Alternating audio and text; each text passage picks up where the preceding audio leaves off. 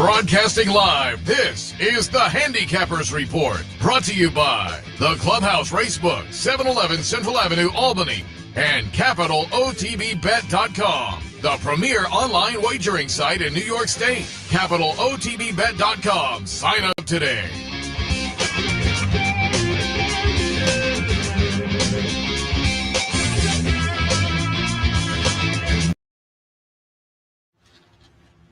Good morning, ladies and gentlemen. Welcome to the Handicappers Report alongside Seth, Merrow. I am Anthony Mormino coming to you live from the backstretch of Saratoga Race Course as it is another beautiful morning. Seth, good morning. Very good morning. Again, you've been referring to a Groundhog Day, and I think this is another.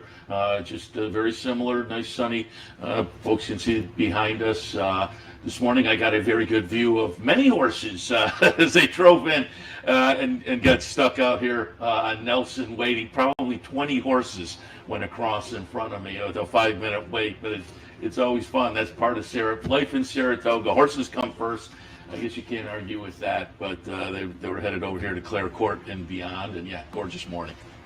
Final day of July, plenty of racing still ahead, but big day yesterday at the racetrack. If you just go along, Shug Mayehi in the first race for Joe Allen Silks, capture the flag, was a rather nice winner on debut. Yeah. I mean, Did you put him on top? I did. Yeah. He was. I had him in the mix, but Like I said, it's not. I don't get any phone calls, but I like the way he did it. So wasn't that fast on the teletimer. Perhaps the racetrack sped up as the day went on, and then you had Jackie's Warrior, who was just so dominant once again at 1-5. It was basically 1-5 in the morning line, and Seth, I don't know that I saw. I cannot remember seeing a different price looking up at the monitor. See the 1-5 throughout the wagering, and won like a 1-5 shot should.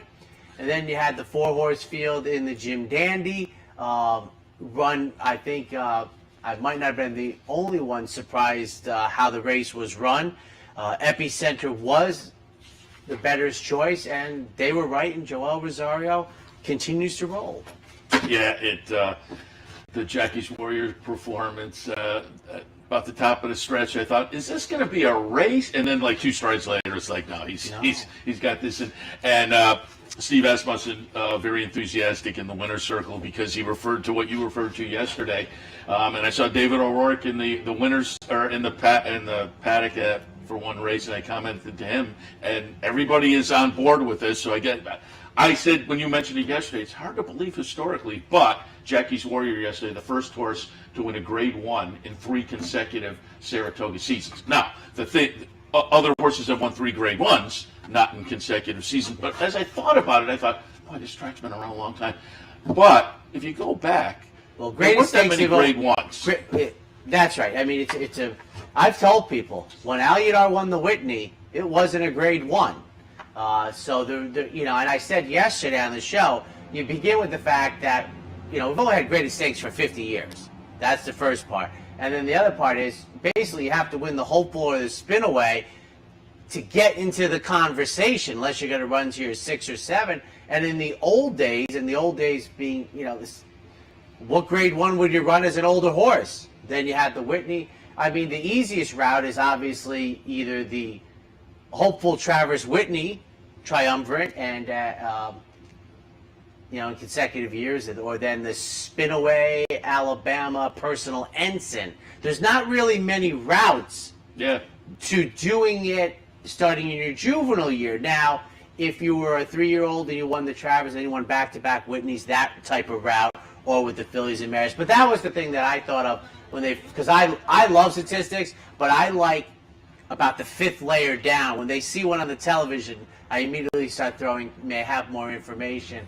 But again, he was great. Steve Asmussen was very enthusiastic that the horse got in the record books and kind of immortal on that. Yeah, that's all one turn. And then Epicenter looked really good, and he had the feel. He was enthusiastic about that in the winner's circle as well. But I've liked Epicenter so long, and it just went back and forth yesterday, tilted towards early voting. But Epicenter really looked early good. Voting last. Kind of got back to what we were expecting earlier this year, and now, the showdown set up for the Travers to kind of move someone to really the top of the class. Back to Jackie's Warrior. Here's Steve Asmussen say that it's basically the Forgo in the Breeders' Cup. So you have the Saratoga to the Breeders' Cup. I mean, it's just become this. And in case your social agenda was too busy yesterday, the San Diego Handicap. You know, I love Richard Mandel. I love his humor. I love his work, etc. The thing about Royal Ship and Mike Smith yesterday, Seth, we've seen this for years. This might be the starkest example. Royal Ship, who I think was the number 9 horse, the outside horse, loads in at 17-1. Loads in, the last horse. At the first turn, he was 9-1. Wow.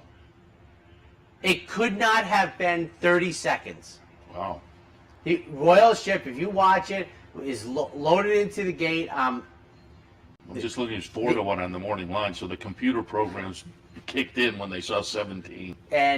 But I mean he literally loads and they send him away, and the first flash as Trevor's calling tight up front, and you see the numbers finally, their chiclets get laid out. You're like, if you thought you were getting $36, hello 21. Mm-hmm. And Royal, he looked good. I mean, he looked down the road home from Mike Smith and Richard Mandel, who I think Richard Mandel is sick. I don't know if it's COVID. He's sick. He wasn't at the racetrack. Had a couple winners yesterday at Del Mar, but Country Grammar, the Dubai World Cup, winner second, Stiletto Boy third, Mandaloon fourth. Well, I said this before. Really, he's just really not that good. No. He was good the day we needed him, although we didn't get paid. But and we still haven't got an answer of what the heck is up with his PPs. Yeah, that's funny. That's funny. The one he works everything. Any other thoughts on the? I will tout. I have the recap here, and I will just toss out there that boom, 37,476 yesterday, and it was pretty obvious as you drove around and parking and whatnot. You get a feel before you even walk in, but then you walked in and you knew there was a big crowd there yesterday. That's the next week big for crowd, the Whitney on a Saturday racing. in August. Yeah. I mean, well, and I've said it now for quite a while. Still, the August place to be. Still, you get to that end of July, the mentality changes, I think, for people, and they put the racetrack on their agenda. And I think we're at that point where people were thinking that yesterday, clearly. And obviously, the weather last weekend with the heat and humidity may have had people sitting by the pool or the lake or whatever, thinking plenty of racing left. But with a nice day yesterday, they turned out. And I was telling you before I came in, I left my car here by our set, which is literally right across the street from the Horseshoe. And as I walked back last night to pick up my car, I looked across the street and I thought, wow, there's a lot of people just milling around outside the Horseshoe. Why aren't they inside? And then I realized, oh, that's the line to get in. It was halfway down the block. So there was some post-race activity going on last night in Saratoga. It's summertime, and have at it. The play of the day, the Paula play of the day will be moved to Loose on the Lead at the top of the hour, Seth and Steve Big. Now, I have to say, I would definitely bet that this is a gifted tie. Oh, geez, yeah, even if it was a solid color, I would never buy pink. It's good looking, though. Especially summertime. It's nice. Yeah, exactly. I pulled it out this matched morning. it up well. I'm not a pink guy, but I kind of put it up and I looked in the mirror and I thought, you know what? It works out. It does. It does work out. Ready for today's 10 race card as we wrap up? It always amazes me, and I know this is redundant, but it's July 31st, and for a kid that grew up in the 70s here, wrapping up the third week, and it's not August yet. Yeah. Oh, and I'll toss out as well. We were talking a little bit before we went on the air, and I mentioned it. I said yesterday, the day before, I always appreciate the feedback we get. It's really nice to hear people who appreciate the programming. And I pass it to the guys in the trailer and our guys down in Albany and whatnot, and you as well. Folks mentioned you. And it's always great to hear and appreciate it. And obviously up here, it's our audience over there, so I hear it quite a bit during the day. But yesterday I had a couple people, and I really appreciated aren't from the area and are watching on Roku. They pull Okay. up the RTN, the Roberts channel, and say they really have fun watching. One was from Long Island and one was from out of state. So again, we don't get a lot of feedback on that because people are not near normally, and so it was fun to hear that. That's been a year and a half or so. Beginning of last year, we plugged into one of the Roberts sub channels on Roku. So it was fun to hear people who are kind of not in the area but are watching us on a regular basis and are appreciating the product. So again, appreciate that feedback. Absolutely. I mean, it's a world. I tell people. I mean, and maybe this happens in other places, but when it's in your backyard and it's a world-class event, and you see other people's reaction to, like, when I travel, where you live or something, and they're just amazed by it. You're like, well, it is pretty terrific, but I don't think it on a global scale, but that's what it is. Yeah, absolutely. You know, you ready? I am. All right, 10 race card on Sunday. The opener will be for state breds, 3-year-olds and up, fillies and mares, maiden special weights, racing 7. 1, 2, 3, and 7 Valus, if I'm pronouncing that correctly. First 2 starts of the career were on turf. They were okay. Then moved over to the dirt last time and seemed to have an improved performance. It wasn't spectacular, but it was kind of good enough to tilt in this direction in this field. You know, that one under the belt, 3 starts total under the belt. I can see another little step of improvement not being out of the question, so I tilted there. Truancy will be the one to beat. The Barkley Tag runner comes off of a career debut that was very good.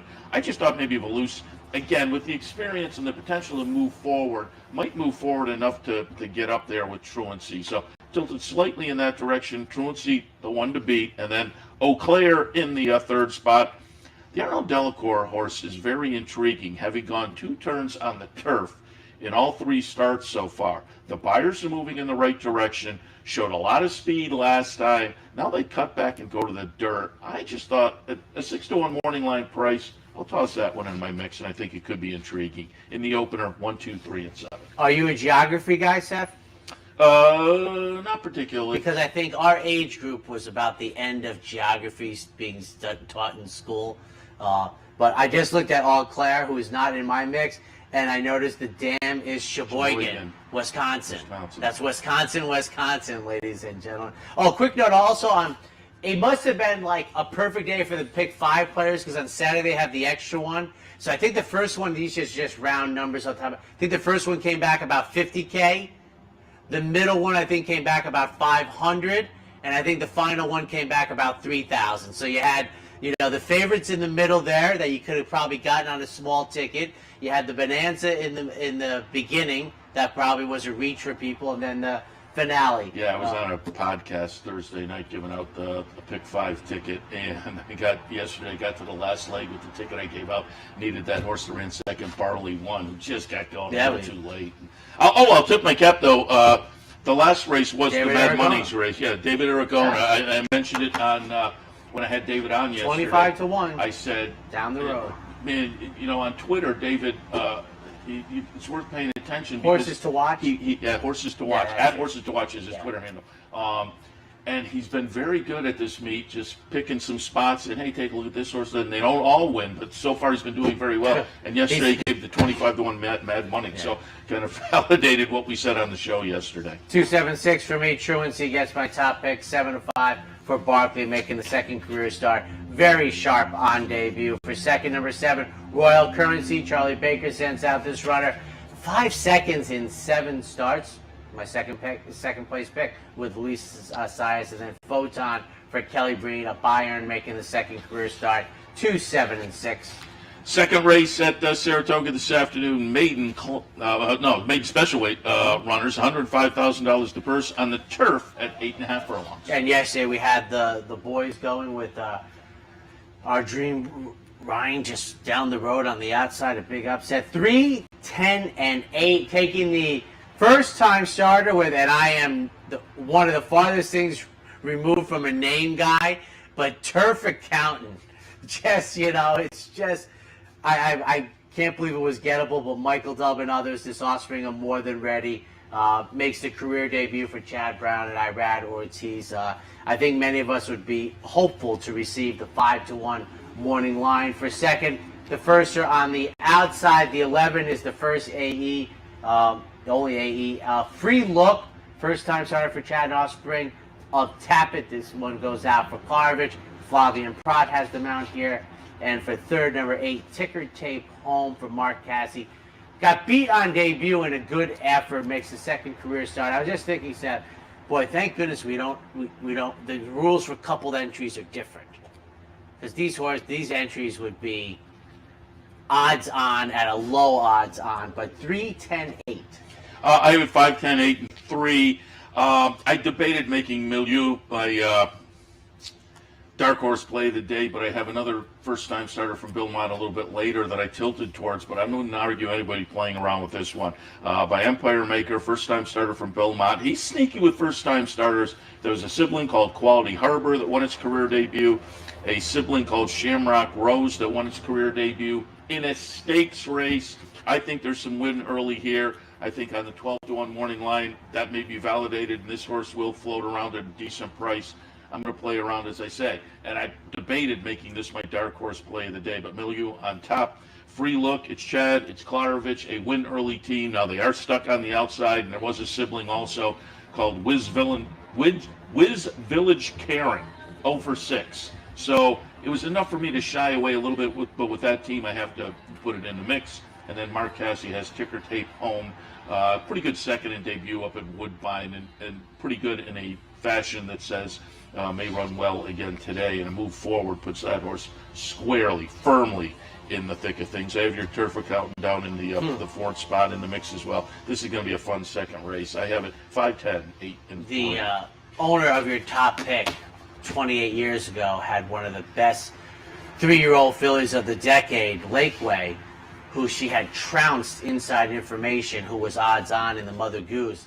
She came up here for the Alabama, and Heavenly Prize trounced her, but Lakeway almost died and didn't run for, I think, a year and a day after that defeat in the Alabama. But that was Mike Rutherford's Lakeway, 1994, who sends out. Hasn't had many horses since then. It has that orange with the royal blue, kind of like the Mets, like Mike Rapoli has, and he has a block. R for it, but Lakeway was something else.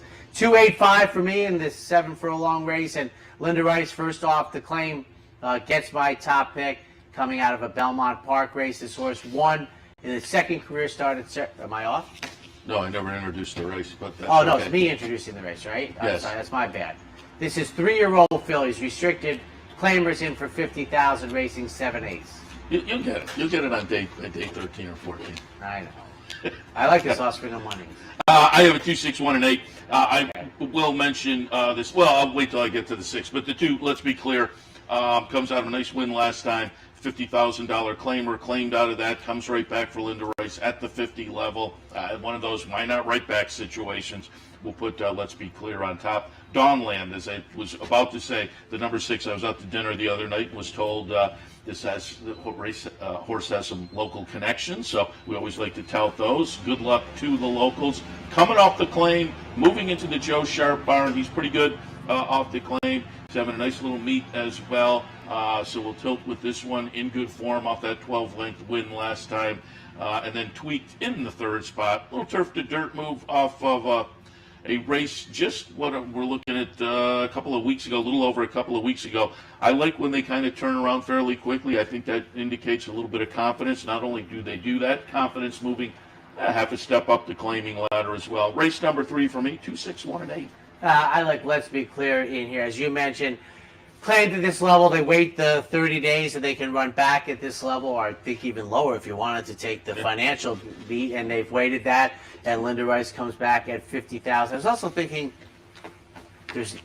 at 50,000, there's just not that many opportunities going up, and you would also I don't think we run too many claimers north of 50 very often. I don't remember seeing that. I think it happens. Yeah, but you're going to be knocking heads with some serious veterans usually. Trade Secret for second. Steve Asmus, who had a brilliant day yesterday. First time in for a tag. First start of the year. We're on the outside. And for third, America's Pride. Second career start. One on debut. Claimed by Robertino Diodora. Now gets to run in here. 285 in the third. We'll take off. There was the one up here during the break. Maybe I'll see if I can look it up. There was the one up here that was claimed for right at the end of the meet last year, like a stakes level claimer, and they came back and hit the board in some stakes. They have some like 150,000 out in Southern California. Yeah, this and was once in a fairly- while, a this horse was will be picked off. And I'm Fairly like, wow. well-known horse. Yeah, right at the end of the meet last year, they dipped in for 100K. Take a look at that. We take a quick break on this beautiful Sunday morning live from the spot. We'll be right back.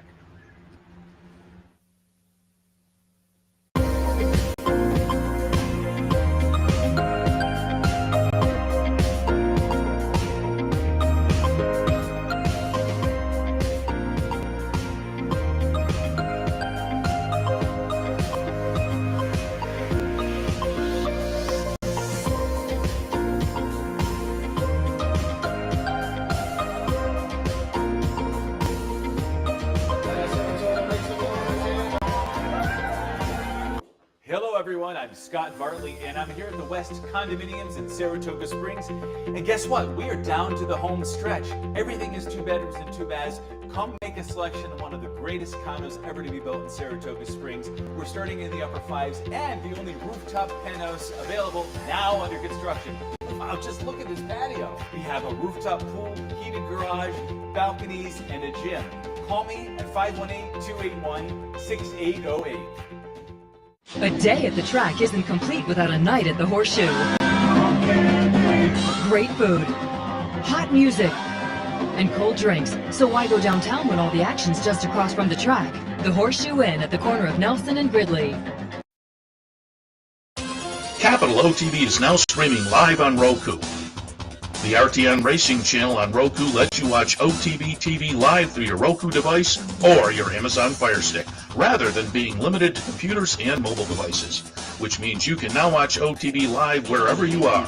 Simply open Roku, scroll to find the RTN channel, then click on OTB TV. OTB TV on Roku. Try it now.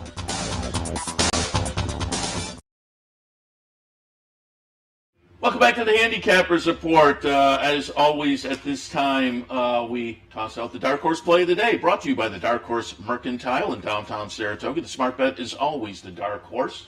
Darkhorse Mercantile, 445 Broadway, downtown Saratoga. I continue to tout it as a destination downtown. If you're in town for the races beforehand or afterwards, grab a little dinner and check out the Darkhorse. You will not be disappointed, I guarantee it. Racing memorabilia, clothing, home decor, and whatnot, and also stop at their sister location down the street, Impressions of Saratoga. And again, the Darkhorse folks putting a little win place show money on each of the Darkhorse runners, and the proceeds at the end of the meet will go to the Thoroughbred Retirement Foundation.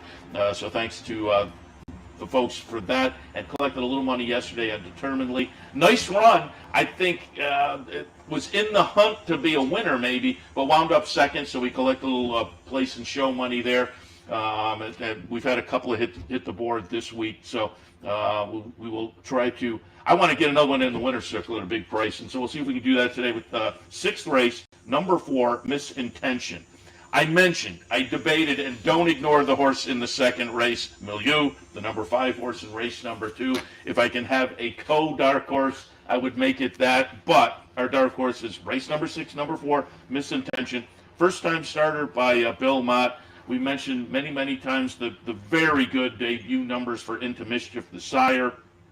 But on the bottom side, there was a full sibling named Jane Gray, second in debut, and then won the next 2. The maiden special weight victory was for these same connections just a couple of years ago. I think this horse's win early will be well meant today. Again, Bill Mott maybe floats under the radar a little bit as a pretty good trainer of first out runners, and 10-1 on the morning line. Joel Rosario. There are all kinds, for me, all kinds of things to like with number 4, Misintention, in race number 6. Today's dark horse play of the day. And before I get to the introduction of race number 4, yes. Speaking of the dark horse people donating some money to the Thoroughbred Retirement Foundation, PDJF Awareness Weekend. There was the signing yesterday. They had a nice ceremony in the winner's circle to recognize the PDJF. But don't forget tonight across the street, karaoke, jockey karaoke, and it's always a lot of fun. Check it online as well. It's going to be streaming next week. They'll stream it from Del Mar. You get to vote who did better, East Coast versus West Coast. But tonight over there. Also, don't want to forget low rollers today. if you're headed over to the track, play the low rollers. We have contests also weekly at Capital OTB, the tourney bets you can check out. And if you haven't tried tournaments or contests yet, try the low rollers. That'll pull you in. Maybe the rest of the year you can jump on the tourney bets. But go over to the 4-star Dave area. You give them $40. 10 goes into the prize pool. You get a $30 card during the day. You make 5 $2 win, place, and show bets. If you're at the top of the list at the end of the day, you collect the prize money, but you get to keep everything that's on your card. So it's a lot of fun. Low rollers. It's Thursdays and Sundays here at the track. All right, fourth race on this Sunday after. Man, I was all confused. Went Okay. Saturday and Sunday. Can't you see the day off in your front windshield? That's right. Yeah, that's right. I know tomorrow is Monday, so I'll work back. Yeah. Sunday afternoon's fourth race, state bred allowance, non-winners of 1 3/4 of a mile. Do you remember when Sundays were giveaway day? Yeah, and the first giveaway, we didn't mention it. I forgot Friday they gave away the picnic basket, but yeah, Sundays were always. Yeah. I'll tell you one going back even further was, if you think about this from marketing, giveaway day was on Saturday. Oh, yeah. We don't really need to do that. 752 tap into bank. Brad Cox's runner gets by top pick, making the third start of the year 1. And then took on winners for the first time and raced better according to the buyer speed figures. Finished second. Offspring Essential Banker, who's the son of Spice Down. The previous race I had Money's the son of Spice Down. You get the theme from me. Number 5, Street Czar. Todd Pletcher's runner. Got an 80 buyer speed figure, winning on debut at $16 on July 3rd. Takes on winners for the first time. And for third from the rail, number 2, Bold Journey. 2 races. This will be the second race removed from the Gotham. First start since the early part of spring. 752. 2, 4, 7, and 5 for me. I put Bold Journey on top. Yeah, it was in the Gotham. Tossed in a little bit of a dud there. Came back in a similar event to this one last time. Now it's been off since that April Fool's Day race. Comes back and, the workouts aren't jumping off the page, but I just think overall, you look down the page, on a better effort, this horse probably has a little bit of an edge on this bunch. But off the last 2, probably deserves the morning line price. But I'll hope that we get a rebound today off the little bit of a layoff. Majority Partner in the second spot, claimed last time off a good win at the 40 level. This is a little bit of a jump. Maiden 40 into allowance non-winners of 1, other than both on the state bred level. But again, this is a little bit of an ask. Sometimes they take a start or 2 to figure it out off the latest. So I thought the horse probably fits nicely with this bunch.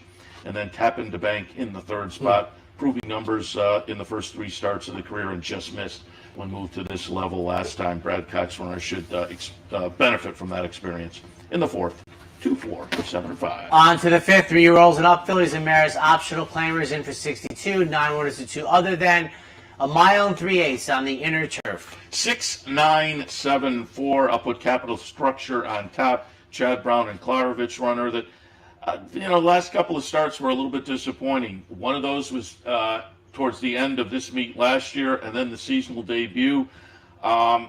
Given what we saw just before that, though, boy, I think this horse has some real talent. And now with the seasonal debut under the belt, another one I'll hope will rebound to a better effort, and I think that is certainly possible. Again, we've seen some races from this horse that indicate a little bit of talent that is worth kind of hoping we get to, and I think that's very, very possible. So Capital Structure on top. Baby Blythe, Shug and Cortland Farms. Nice win last time in the non-winners of 1 level. That was the second start of the season.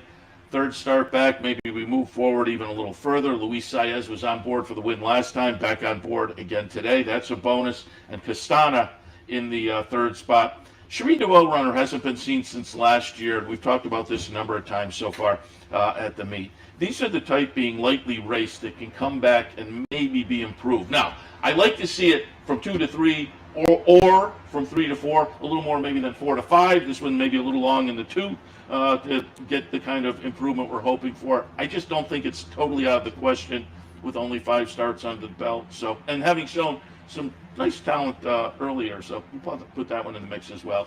In the 5th, 6, 9, 7, and 4. Didn't get the races till she was 4, and put in that campaign last year. And Baby Blythe is my top pick, and I think it was yesterday or at the farthest back 2 days ago when I mentioned American Pharaoh, and his turf stallion. Of course, Grade 1 Bing Crosby, 6 furlongs on the dirt yesterday at Del Mar. American Pharaoh offspring down the road. But Baby Blythe is an offspring of American Pharaoh, taking on this condition for the first time after impressively breaking through the non-winners of one other than on a yielding turf course. That was the second start of the season, having not raced since the middle of September. But Baby Blythe, we're on the outside. The 10 is an MTO with Luis Saez, a little bit of energy to save ground. Remember, they're kind of close to that first of 3 turns, and more often than not, I mean, it's very calm, the start, so hopefully Baby Blythe will get parked outside. For second, number 4, Creative Cairo goes out for Christophe Clement. Won a classified allowance race at Laurel, making the 3rd start of the year. Was off from August to May, building on, and obviously Christophe having a solid meeting for 3rd. I agree, number 7, the Austrian Kitten Joy, making the first start as a 5-year-old, been off since August. 10-15 years ago would be a toss.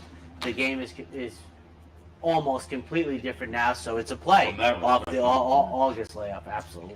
6th race at Saratoga on Sunday afternoon. Maiden Special Fillies, $105,000, a quick 5.5 furlongs. It's amazing, Seth. When I was making my database for Saratoga, and one of the last columns before comments is days off, and it's amazing when you see the triple digits, more than 100 days, how recent they all are, and how very few occurred from, say, the decade of the 90s. It just, it's changed radically. 7, 6, 5 in this open company. My Betsy is really, for me, I mean, I know it's only 5.5 furlongs, and I went to a gun runner from Bill Mott on the outside, but that last workout really tripped it for me. And I don't refer to workouts regularly, but 47-1, breezing from the gate. Second fastest of 45, so I'm on My Betsy, 6-1 on the morning line. For a second, right next door in the starting gate, High Class. Steve Aspis has sent out this offspring of Into Mischief, who costs $575,000. Tyler Gaffione gets them out for this Cortland Farms. And for 3rd, another Into Mischief, number 5, Prank, who's 9-5 on the morning line for Todd Pletcher, costs $500,000, 7-6-5. And as I looked at this set, with the offspring of Uncle Mo drawing the rail, another Into Mischief for Godolphin, this might be one of those ones where a couple of solid runners gather for their debut. Yeah, it looks like a nice race. I have it 4, 5, 7, and 6, and again, other Into Mischief. That was my Darkhorse play of the day, and with the full sibling Jane Gray being a win early type for these same connections, that 10-1 looks very attractive, so I'll go there. Prank, the number 5, Into Mischief, Todd Pletcher, Starlight Ladies, Ellen J. Foxwoods, prominent owners. This one a sibling to Mo Donegal, who won the Belmont recently, started the career running 3rd, and then a couple of wins in the 2nd and 3rd starts.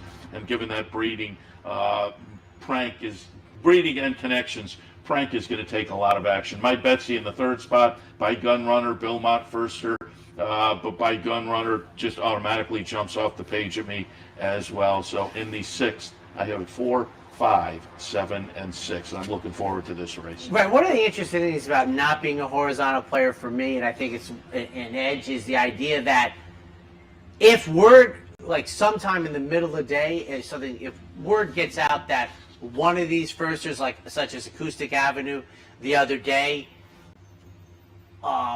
I can change as a vertical player if I want, which I'm less inclined to play trifectas in 2-year-old fillies with a lot of first-time starters. But I always thought if you had a horizontal and you get to these races and you look up, you're like, I'm dead. They knew and I didn't, and I'm out. And then you watch the race unfold and you're like, I never had a chance. And this just seems to be the type of, I mean, like you said, you have the Chad Brown firster. What happens? It gets bet. They knew. Yeah. Let me just jump in, because when I mentioned that claim last year, I said I think it's a Mike Maker. So if folks, excuse my impoliteness looking away, but I was going through the Mike Maker stats, and sure enough, it was claimed. It was endorsed last year, claimed here on August 6th. $100,000 they jumped in. And subsequently, there have been no wins, but there have been 3 second-place finishes in. No, I say there have been no wins. There have been no wins, but there have been 3 second-place finishes in stakes races since then. So I think it turned out to be an okay claim. All right. I mean, you did that's for a reach, boy. That is a reach. So good for Mike Baker. Yeah. Good job, Seth. Don't underestimate your memory. Take a quick break. When we come back, the late pick 4.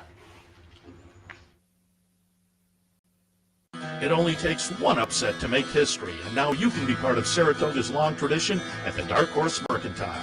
The Darkhorse Mercantile offers a carefully curated selection of clothing, gifts, and home decor from one-of-a-kind vintage racing memorabilia to select brands like Barber and Under Armour, as well as exclusive Darkhorse branded merchandise.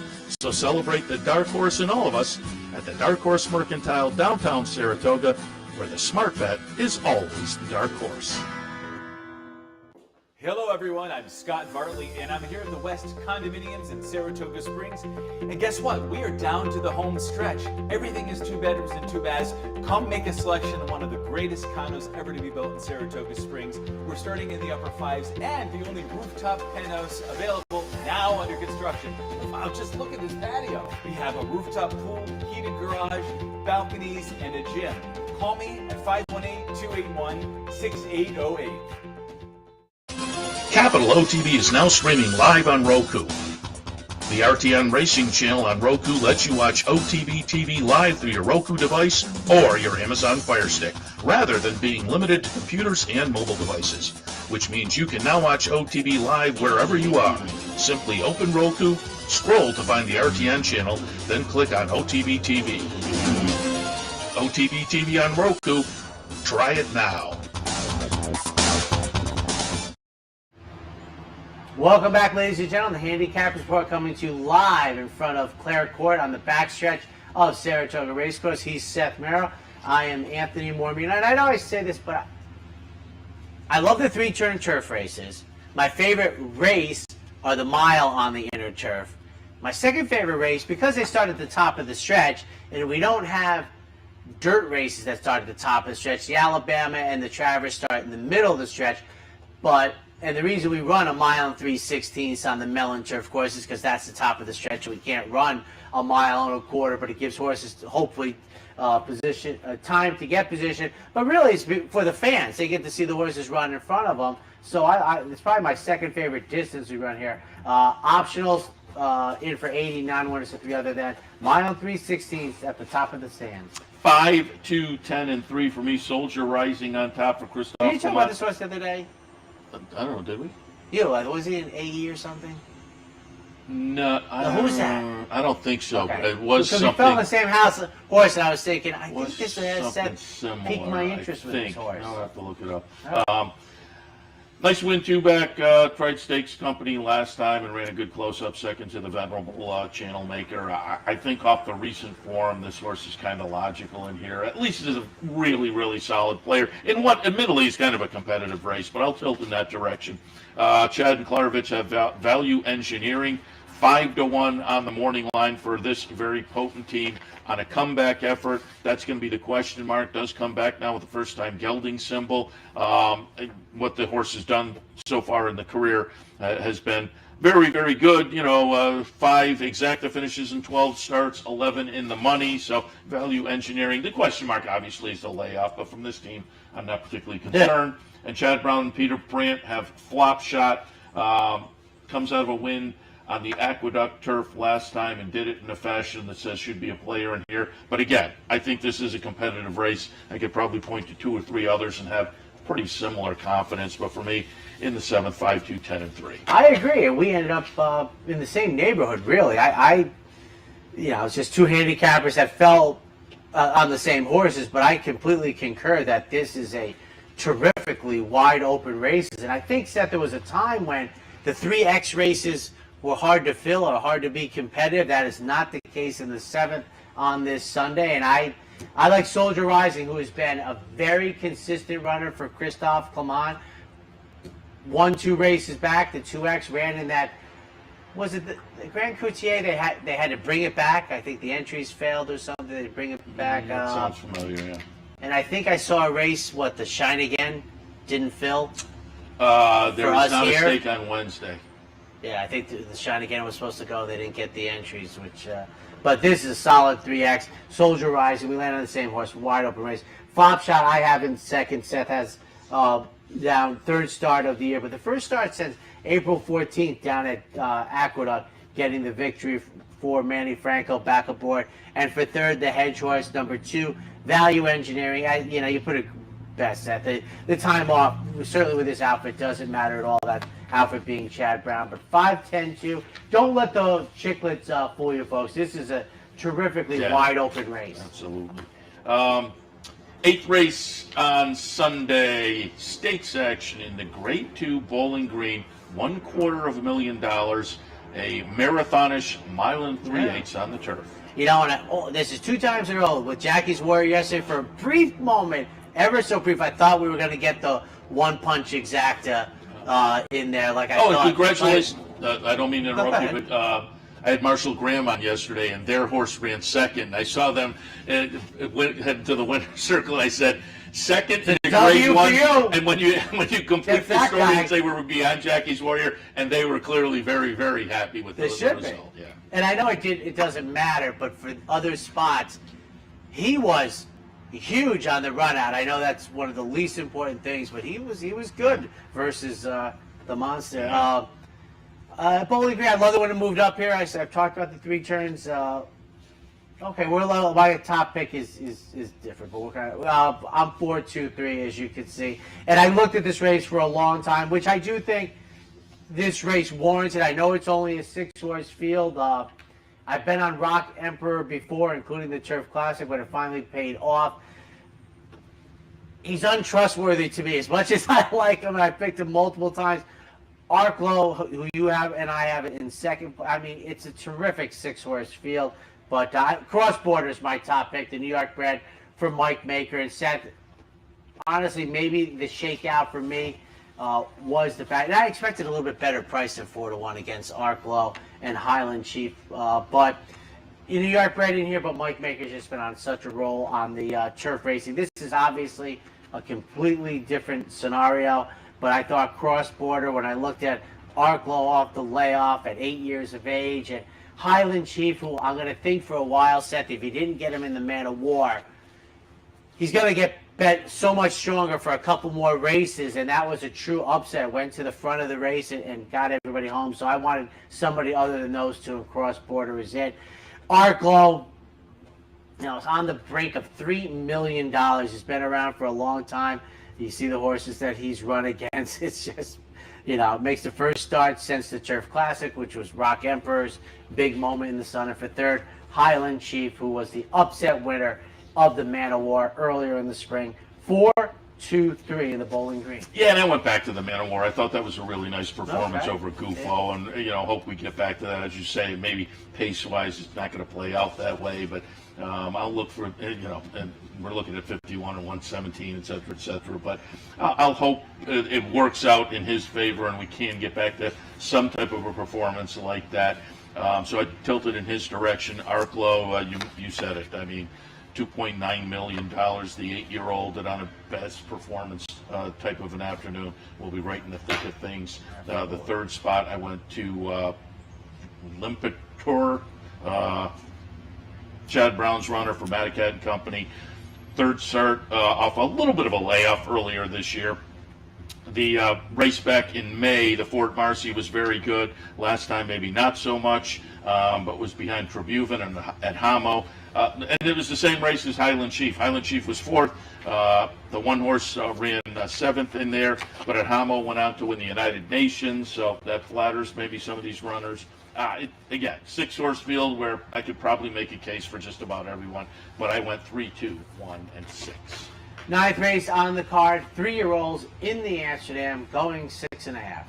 Accretive, do you know how to pronounce that? I do not know how to, the 5-horse, I do not know how to pronounce that exactly. Accretive, I kind of go accretive, but I will rely on John Embriel. 5-7, 4 and 8 for me. The Chad Brown Klarovich runner just looked spectacular in debut. This is a big ask. Maiden breaker in debut to Grade 2 Company, but maybe this horse is that talented. By Practical Joke, lived up to that in the debut. I'll look for another nice performance again, and if we get what we saw in the debut, much less move forward, I think this horse is really a solid player in here. Corniche, though, probably the one to beat. The early part of the career was clearly very, very impressive. Now, it was out in Southern California. It was for Bob Baffert. Given the Baffert situation, they moved the horse to Todd Pletcher. Now makes kind of a belated 3-year-old debut, but what we saw earlier says, again, this is going to be the horse to beat. I have a feeling, we'll see, but, you know, it's a 9-horse field, and there is a long layout, but I have a feeling the betting public is going to be enamored with this horse a little more than the 5-2 morning line. Going to be interesting to see. Papa Cap in the 3rd spot comes out of a couple of seconds, most recently the Pat Day and the Woody Stevens for Mark Cassidy. So this horse, battle-tested, sprinting in these 3-year-old stakes, and deserves consideration. I didn't pull the trigger on Gunite.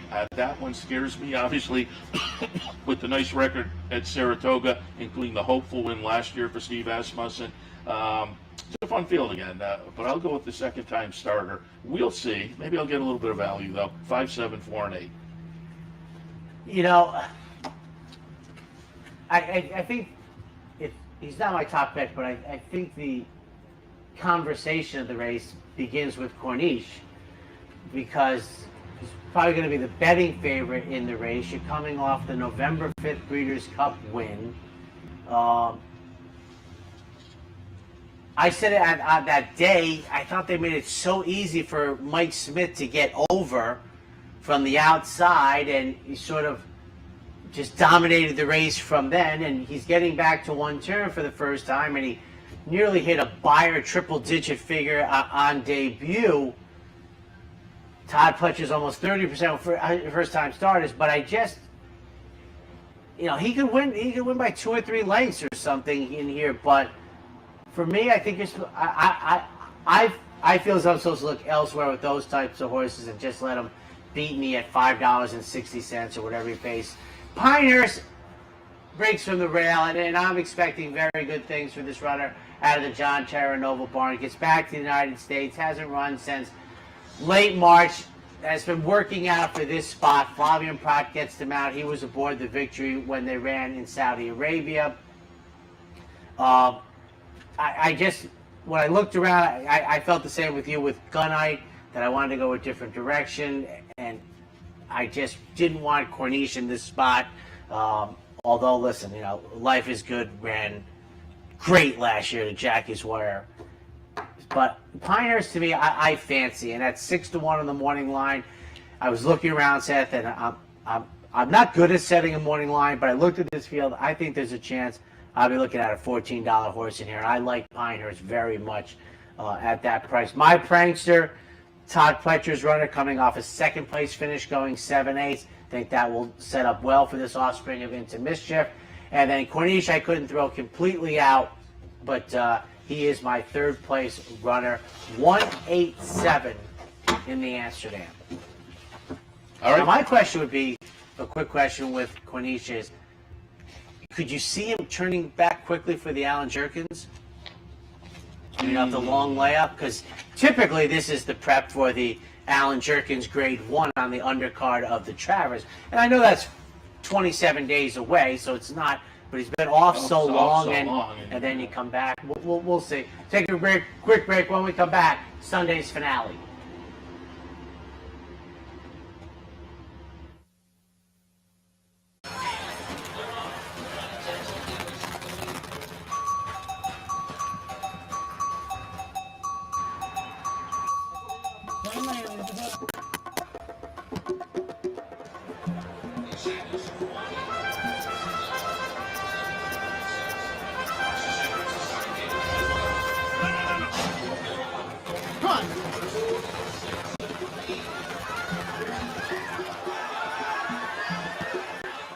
No matter where in the world you are, the excitement of wagering on horse racing is just a click away.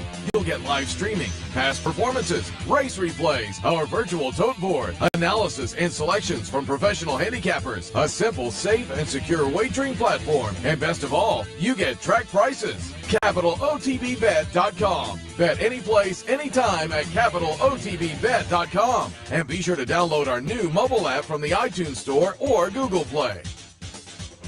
What if there was a way to become a better horse player? To have a better knowledge of the game? To be more successful? What if there were a way to take what you've learned, what you know, and make better decisions, better choices? In horse racing, knowledge is a powerful tool.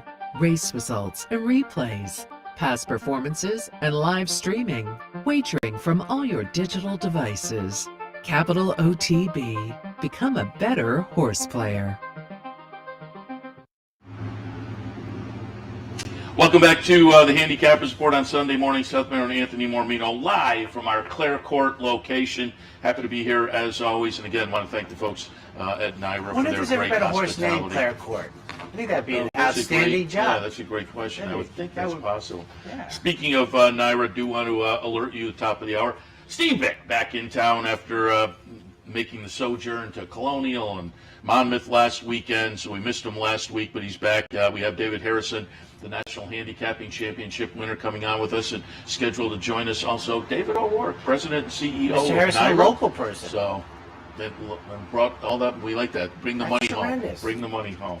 All right, the 10th race today at Saratoga. Maiden, state-bred maiden claimers going 5.5 on the grass. Didn't use them in the mix, but certainly going to be rooting for Brennan's War. Goes out for our friends at Bonaventure Stables. That's the number 12 horse. As I say, didn't use it, but rooting. Boy, the Ocean's Reserve for Bonaventure just got run down the other day. But I do want to thank the folks at Bonaventure. Yesterday,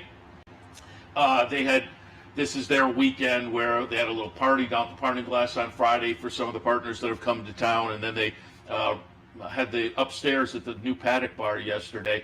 And so I went over and had a little handicapping seminar, and they invited me to stay for lunch. So I got to see the facility upstairs, which is very nice, and you can step out on that balcony and look out over the paddock. It was really fabulous. I'll tell you, when we went over on, you and I went over on opening day eve, and I first looked up, and I'd already seen some things on Twitter that were less than flattering, and I looked up and I'm going, I must see it from a different telescope. This is stupendous. And I often look through the eyes of my wife, who enjoys horse racing, but also enjoys, nice things, I guess you could say. And she's just like, this is beautiful. Yeah. And what was funny was then on opening day, I'm on the backside on the second level, and you can hardly see it. And now they're starting to call it the treehouse. Yeah, and if it's you're awesome. in the paddock, you look, it's in the trees. It looks like that.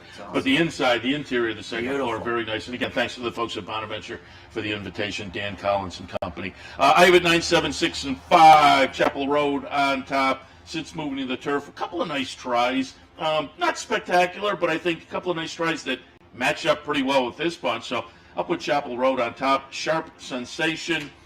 Claimed for 42 back off a decent effort. Then they bounced into Maiden Special Company down in Delaware, back to New York, back to State Breds, back in for a 40 tag. I think all of that will be beneficial to get this horse back to a better effort.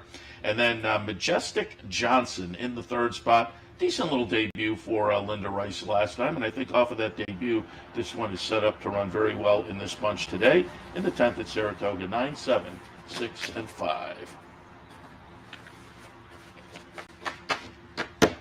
Do I get to go? Do you get to go? Yes. I usually go first after you introduce the race. Okay. You just ran right over the top of me. Like, no.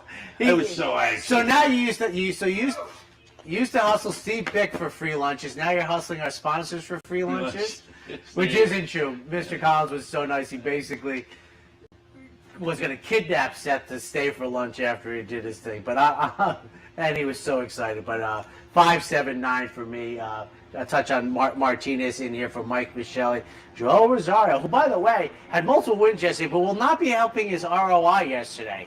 No. I know that Joel Rosario favorite pick 3 in the middle of the day came back, but Joel in peak form. 11th start, 4th time consecutively in this level. This seems to be the right level, so I'll take Martinez on top. And then Sharp Sensation, second off of a $40,000 claim down at Belmont for third. Chapel Road going out for Christoph. Couldn't wait. Apparently. I'm champing 5-7. It's the weekend. It's good that you have that much energy before the 2 days off. So I think up next will be John De Silva with his thoughts on Del Mar.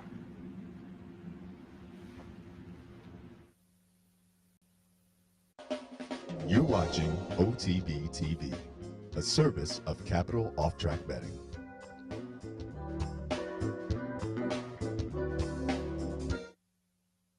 John De Silva for Capital OTB with your Del Mar play of the day.